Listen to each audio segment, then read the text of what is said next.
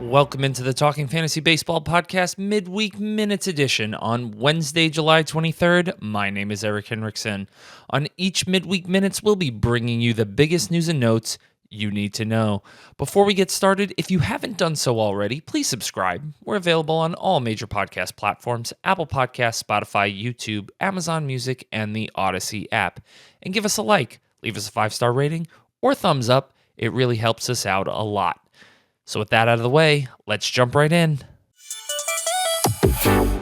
Willy Adames has certainly turned things around with a 20% barrel rate over his past 35 games.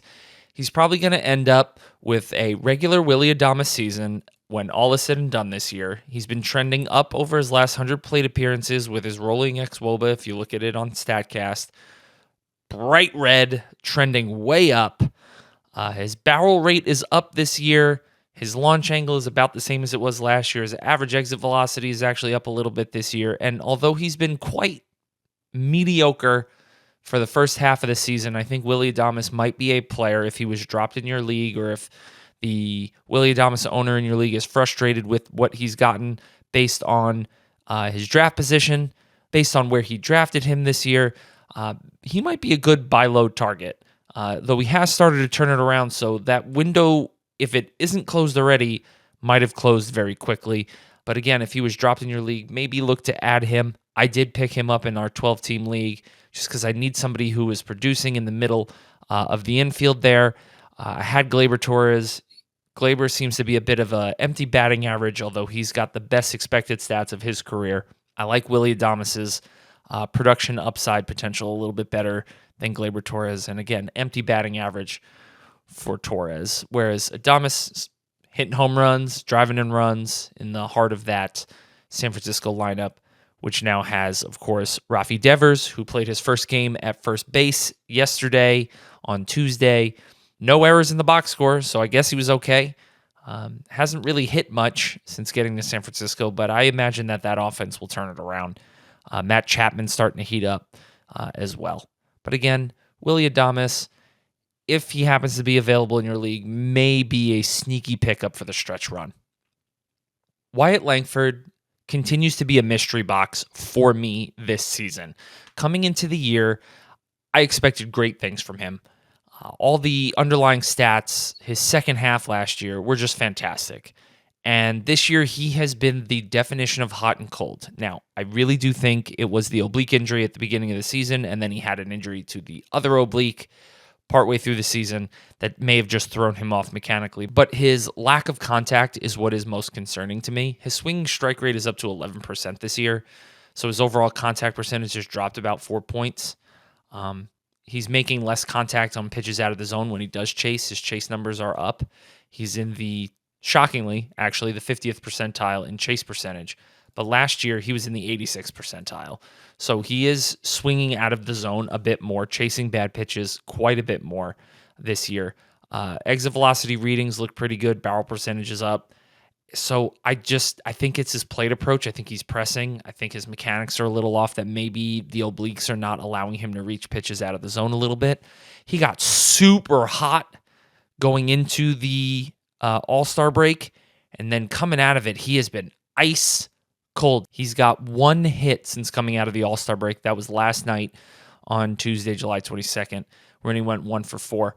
But since June 13th, he has one hit. But again, just prior to the All-Star break, July 5th to July 12th, he was on fire and looked like he was back. I still think long-term keeper in dynasty leagues, he is an absolute stud to have.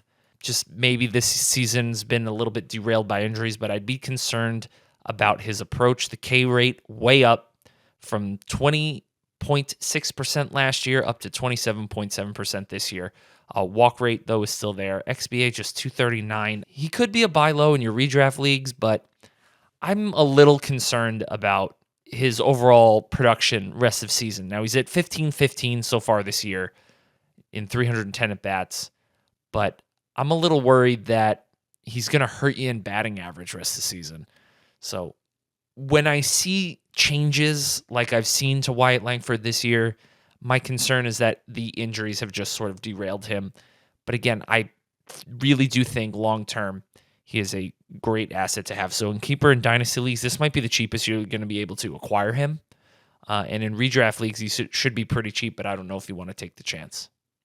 In injury news, Austin Riley is still feeling symptoms of his lower abdominal discomfort that forced him to the IL. He's missed every game since July 12th. He was supposed to be activated yesterday on Tuesday. He was not because of that discomfort, and the Braves have decided to play it safe and wait to activate him to Friday. I hope that happens. I'm not so confident now with Braves manager Brian Snitker coming out saying he's having lingering discomfort. Look, the Braves have had a really rough season in terms of injuries, so I don't think they want to push their franchise cornerstone third baseman out there before he's ready, especially in what is summing up to be a lost year for the Braves. But it's not great at a relatively shallow position to have Riley be out for this extended period of time. I did not pick up a replacement for Austin Riley because I thought he was going to be activated yesterday on Tuesday. He was not, and now he's going to be activated on Friday. Now, part of the schedule could have played into that, why they didn't activate him on Tuesday, beyond just the record of the team and how far they are out of the playoffs. It could be that it was a night game scheduled yesterday. They had a day game scheduled today on Wednesday, and then an off day Thursday. So perhaps they didn't want the quick turnaround between Tuesday and Wednesday, and they figured, we got an off day Thursday anyway. He's probably going to get an off day Wednesday as well after the night game on Tuesday. So let's just wait and push it to Friday.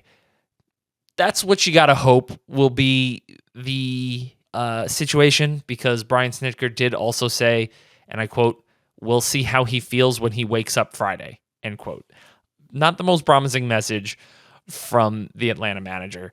So I would say if he's not activated on Friday, that you may want to look into replacements. We did discuss some third base replacements on last Friday's show. If you want to go back and listen to that, listen to our analysis of Noelvi Marte, Addison Barger, just to name a few of them. And lastly, one player I think who is a massive sell high second half regression candidate incoming is Kodai Senga. His peripheral stats are way higher than his surface level stats. We already saw him have a poor performance the other night with an ERA of around 12 in his outing against the Angels. 3 innings, 5 hits, bunch of walks. I really do think he's experiencing massive regression in the negative direction. He has overperformed his peripherals all year. His velocity is down. His movements are down on his pitches. He's got less than a strikeout per inning. This is a guy who depends on strikeouts with that ghost fork. So I think if you can sell Kodai Senga, you may have to wait till he has a slightly better outing the next time out. He does face the Giants next on the 27th. So hopefully he's a little bit better there, and then you could sell high. But Kodai Senga is in for negative regression to the nth degree, I believe. He's got an ERA of 1.79. His expected ERA is 3.36. FIP and XFIP fall in line with that as well. He's walking 4 guys per 9 innings, and his K rate is the lowest of his career at 8.8.